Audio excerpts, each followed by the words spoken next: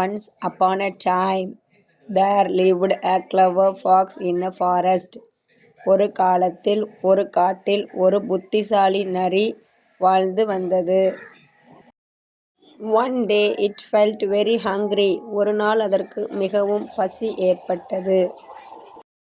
It saw some grapes hanging on a vine. ஒரு கொடியில் தொங்கிக் கொண்டிருந்த சில திராட்சைகளை அது கண்டது. The fox tried to jump and get the grapes. நரி திராட்சைகளை எடுக்க குதித்தது. But it could not reach them. ஆனால் அது அவற்றை எட்ட முடியவில்லை. After trying many times, it stopped. பலமுறை முயன்ற பிறகு அது முயற்சியை நிறுத்தியது.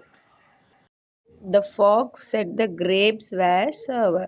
நரி அந்த திராட்சைகளை புளிப்பாக இருக்கின்றன என்று சொன்னது. Then it walked away. பின்னர் அது அங்கிருந்து சென்றது.